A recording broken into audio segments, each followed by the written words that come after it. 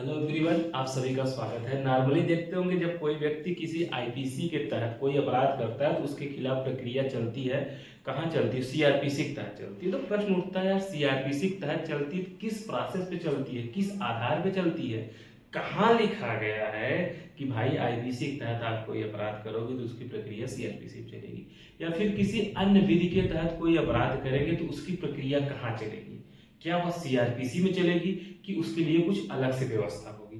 जैसे ईडी जब छापा मारती है तो छापा मारेगी, आपकी प्रॉपर्टी लेगी, सीज करेगी जो भी, फिर उसके खिलाफ जो कोर्ट में प्रक्रिया चलेगी तो प्रश्न उठता होगा क्या उसमें सीआरपीसी लागू होता है कि कुछ अलग से कुछ लागू होता है? या किसी खिलाफ कोई करप्शन का चार्ज लग गया तो प्रश्न आपके दिमाग में आता होगा कि करप्शन का चार्ज लगा तो उसके खिलाफ प्रक्रिया जो चलेगी किसकी चलेगी? सीआरपीसी की चलेगी कि उसके लिए कुछ स्पेशल बात है? या फिर किसी के खिलाफ SC/ST एक्ट लग गया तो क्या उसके लिए प्रक्रिया सीआरपीसी के फॉलो होगी कि अदर प्रक्रिया फॉलो होगी? तो इन सब बातों को समझेंगे और यह भी समझेंगे कि आईपीसी आईपीसी का जो भी हम अपराध करते हैं वह सीआरपीसी के तहत ही उसकी प्रक्रिया चलेगी। यह बात लिखा रहा गया है। तो हमारे देखेंगे सेक्शन 4। तो सेक्शन 4 क्या कहता है कि देखिए भाई, जो भी आईपीसी है, आईपीसी के तहत जो भी अपराध किया गया उसमें मोटी मोटा जैसे इन्वेस्टिगेशन हो गया। क्या हो गया? जैसे इन्वेस्टिगेशन, जिसको हम क्या कहते हैं? अन्वेषण। क्या? अन्वेषण। अन्वेषण पहले समझते हैं अन्वेषण क्या है, इन्वेस्टिगेशन क्या है। अन्वेषण क्या होता है? जब कोई अपराध हो जाता है तो उस अपराध में जो अपराध हुआ है, जिस व्यक्ति ने अपराध किया है उसके खिलाफ साक्ष्य कलेक्ट करने के लिए पुलिस जो भी प्रक्रिया करती है, जो भी प्रक्रिया को फॉलो करती है, जिसमें उसे गिरफ्तार करना हो गया, या जो वेपन है या हथियार है जिसका यूज करके किसी हत्या मर्डर कुछ किया गया, तो वो सब चीजों को कलेक्ट करना।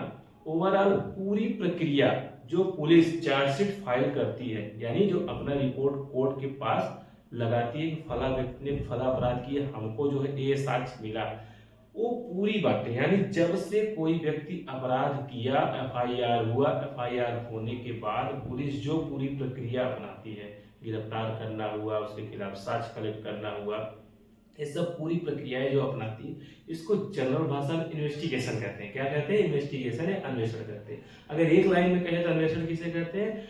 कि जिस व्यक्ति ने कोई अपराध किया है उसके खिलाफ साक्ष्य कलेक्ट करने के लिए और उसकी गिरफ्तारी को सुनिश्चित करने के लिए, या फिर वह व्यक्ति और अपराध न करे, या फिर जो अपराध किया उसके साक्ष्य को विलोपित न करे, इत्यादि कार्यों की पूर्ति के लिए जो प्रक्रिया पुलिस अपनाती है या जो कार्य पुलिस करती है वो इन्वेस्टिगेशन है। एक लाइन में कहा जाए तो इन्वेस्टिगेशन हुआ है जो साक्ष्य कलेक्ट करने के लिए जिस व्यक्ति ने अपराध किया है पुलिस जो प्रक्रिया अपनाती है क्या है? इन्वेस्टिगेशन। ते रहा जनरल बात में ये अन्वेषण या इन्वेस्टिगेशन। अब आते हैं दूसरी बात क्या है? जांच, इंक्वायरी। क्या? जांच या इंक्वायरी। जांच क्या होता है, इंक्वायरी क्या होता है? देखिए, जब कोई ट्रायल या विचारण कोर्ट के सामने चलता है, ट्रायल क्या होता है? मोटी मोटा ट्रायल या विचारण क्या होता है, पहले थोड़ा सा समझ लेते हैं। ट्रायल या विचारण क्या होता है? जब इसको समझ लेंगे तो हमको जांच को समझने में आसानी होगी। पहले ट्रायल या विचारण समझते हैं। विचारण क्या होता है या ट्रायल क्या होता है? विचारण में क्या होता है कि कोर्ट के सामने जब कोई व्यक्ति जिसने अपराध किया है उसको दोषी तक पहुंचाने के लिए या उसको दोषमुक्त होने तक जो प्रक्रिया कोर्ट द्वारा अपनाई जाती है, जो प्रक्रिया जिस प्रक्रिया के तहत वहां पर हियरिंग होती है, सुनवाई होती है, पक्ष विपक्ष अपनी बातें रखता है, वहां से लेकर व्यक्ति की दोष मुक्ति या दोष सिद्धि तक जो प्रक्रिया होती है जनरल विचार होता है। अगर साधारण वे में समझे कि कोर्ट के सामने जो भी न्यायिक प्रक्रिया होती किसी व्यक्ति को दंडित करने के लिए या जब तक वह छूट नहीं जाता तब तक जो प्रक्रियाएं चलती है दोष मुक्त या दोष सिद्ध, वो प्रक्रिया विचारण होती है। तो एक क्या है? ट्रायल। यही है विचारण जो कोर्ट के सामने चलती है। लेकिन कोर्ट जब विचारण करती है तो ऐसे ही विचारण स्टार्ट नहीं कर देती कि पुलिस ने चार्जशीट लगा दी, फला व्यक्ति ने फला अपराध किया है और जैसे उसने चार्जशीट लगाया वैसे उसने विचारण स्टार्ट कर दिया, ऐसे नहीं करती। या फिर कोई व्यक्ति किसी खिलाफ कोई आरोप लगाया कि फला व्यक्ति ने फला अपराध किया, तो कोर्ट तुरंत ये नहीं कि उसको समन वारंट या सब कुछ करके या विचारण स्टार्ट कर देती है, ऐसा नहीं करती है। आरोप लगाने से पहले पहले वो समझती है जो बात है इसमें दम है कि नहीं, आधार बन रहा है कि नहीं। अगले व्यक्ति को तब तक नहीं बुलाती जब तक कोर्ट को ही न लग जाए इस बात में दम है या एविडेंस कुछ बन रहा है, तब तक उस व्यक्ति को जिसके खिलाफ आरोप लगाया गया उसको समन या वारंट ही नहीं करती।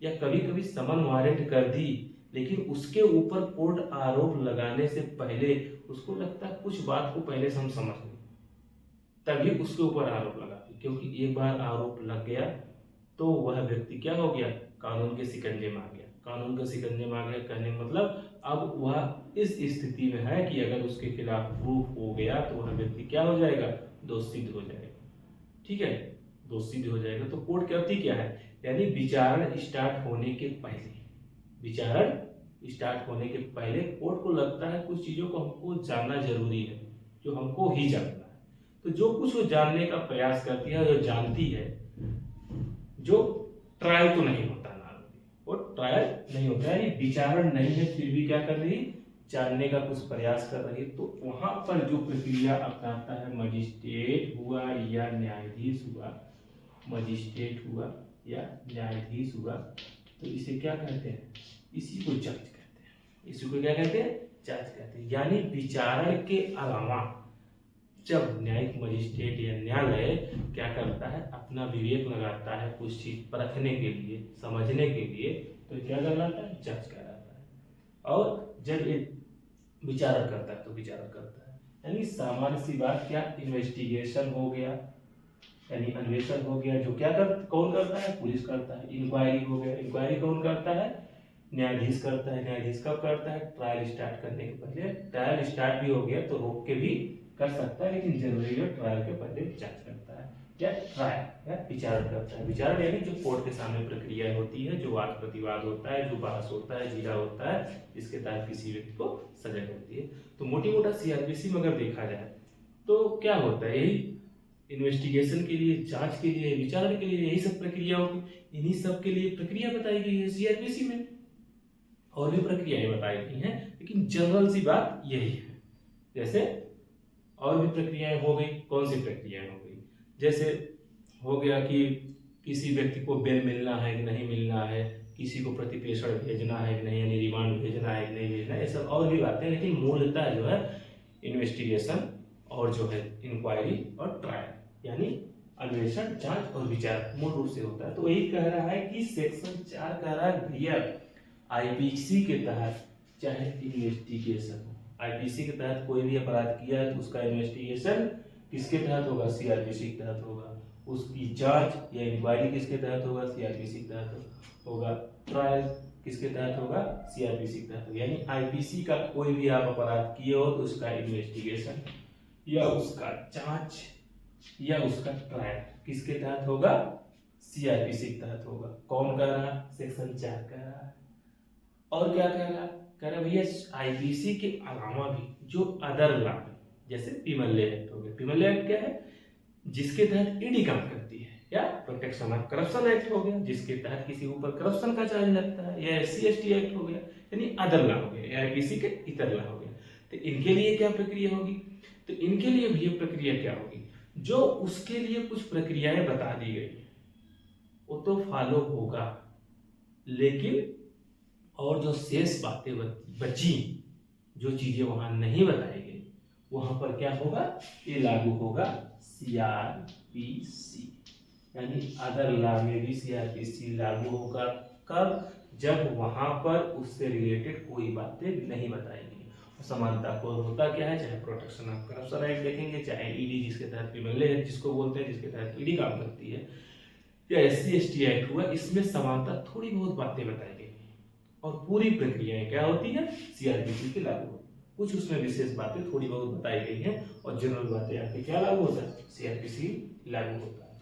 ठीक है, यानी अदर लॉ का चाहे इन्वेस्टिगेशन हो गया, चाहे इंक्वायरी हो गया, चाहे ट्रायल हो गया, ये अन्य कार्रवाइयां हो गई, वह जो है किसके तहत काम करेगी, सीआरपीसी के तहत करेगी। कहां तक, जहां तक उसमें उससे रिलेटेड बातें नहीं बताई गई। इतनी सी बात है। यानी चाहे आईपीसी हो, आईपीसी डायरेक्ट कहा, आईपीसी की सब बातें सीआरपीसी के हिसाब से काम करेगा। लेकिन आईपीसी के अलावा जो अन्य विधियां हैं, अन्य अगर उसके लिए कुछ बताया गया है तो उसके हिसाब से होगा, और उसके अलावा सब प्रक्रियाएं क्या फॉलो की जाएंगी, सीआरपीसी फॉलो की जाएंगी। बस इतनी सी बात बताता है ये सेक्शन 4 किसका, सीआरपीसी का सेक्शन 4 ये बताता है। और एक बात बताता है सेक्शन 5, कौन, सेक्शन 5 बताता है, ये है सेविंग क्लास, ये सेविंग है।